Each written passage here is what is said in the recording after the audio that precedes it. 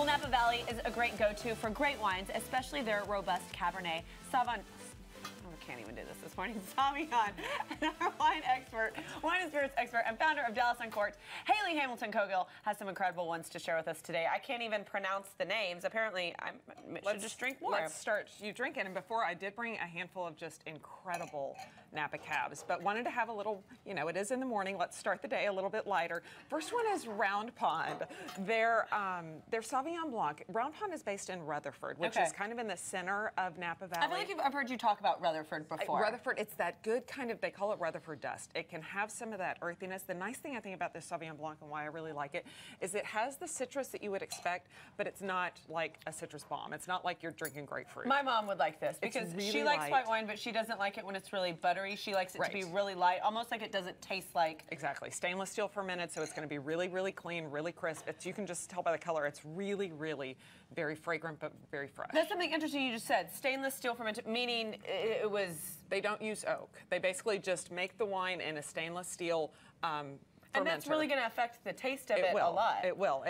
Because oak basically adds different characteristics like richness, texture, weight, but also adds spice, butter. Interesting. Oak, okay. Those kinds of layers. So really nice, really crisp. This is delightful. I really like it. It's very, if you like fruity stuff and citrusy stuff, patio like wine. this. Incredible patio wine. It is a great patio, especially when it's hot outside. You don't want something too heavy. I don't want something heavy. I want to sit by the pool and drink. Exactly. Next one is from Cockrell. Brenda and Clay Cockrell actually live in Dallas, but they had this dream to start a winery based off of their love of Sauvignon Blanc originally, but now they're getting into a lot of different varieties. This is their Chardonnay. It's tiny production. It's like 200 cases.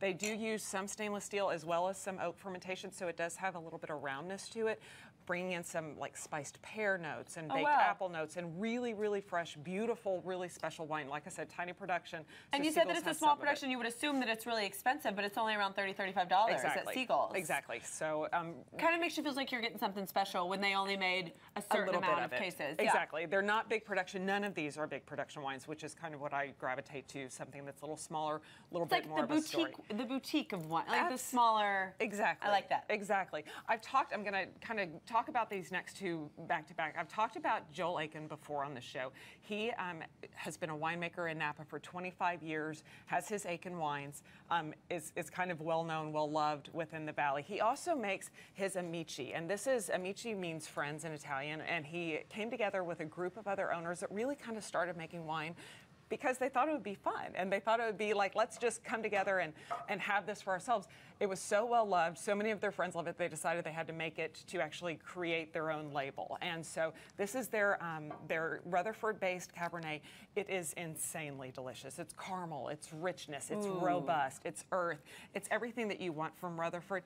Not to be outshone, though, by her fantastic husband. Amy Aiken has her own line of wines named Meander, and it's her kind of, it's her journey into getting into wine. She fell in love with a very well-known winemaker, but because of their love, she wanted to do something on her own, not just work for her husband. And she created these Meander wines.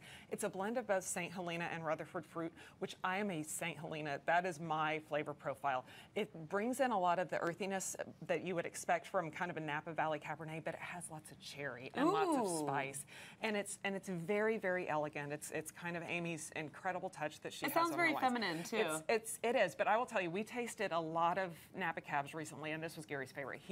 Of everything we tasted over a weekend of drinking wine in Napa, he just kept kind of going back to this. And we can purchase this here in locally? It would be available on her website, which I'll have notes on my website of how to get all of them. Last two. And is it expensive? It's actually for all of these reds, it's $75. Oh, okay. So for a Napa Cab, for what you get, I think it's That's exclusive that you can't get really anywhere special, here. Really special. Okay. And last two, one is from Maryville. Maryville Profile.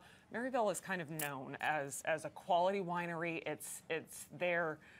They have built their brand on always having really high-end, consistent, beautiful wines. This profile usually is a blend of different vineyards from Napa. They chose to use just their St. Helena estate fruit this time, which is going to bring in some of those similar characteristics of just really robust, really lush black cherry and black currant and Ooh, blackberry. sounds very sexy. It's a beautiful, really, really special wine. And last one is from Clifflet. Clifflet's Songbook.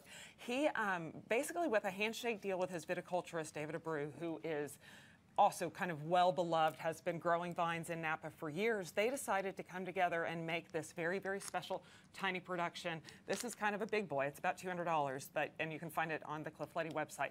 It is stunning, though. It is rich. It is robust. It's your, like, if you're going to have a big braised beef, and it's kind of like the boss of all of all the wines. And it's big, and so it is something that if you find it now, and you do want to drink it now, decant it for a little bit. If you don't, hold on to it because it's just going to get better. It's just stunning, stunning wines. And I just want to add one little thing. Yeah. If this has made you want to go to Napa, if you get a chance to travel out there, Auction Napa Valley is coming up in June, and it's Is it a good time to travel to Napa? It's the best time. You don't want to go really during harvest. You don't want to go towards the end of the season because they're just too busy, and you're not going to get maybe as much of a personal experience. Now, when grapes are on the vines and you can really see all of the It's so beautiful. It's I'm neat sure to see how the grapes are growing and the valley's kind of changing and the colors are beautiful. And I'm sure you have so many great tips of where to go on your website. Absolutely. And of course, you can get more details about all of these delicious wines that Hayley talked about today and the upcoming Auction Napa Valley by going to Hayley's website. Listen up, it's DallasUncorked.org. Click on her blog, Red Wine with Breakfast. Love it. Okay, well, when we come back, we are meeting up with the Dallas Independent School District. They've got the Teacher of the Year. Stick around for that.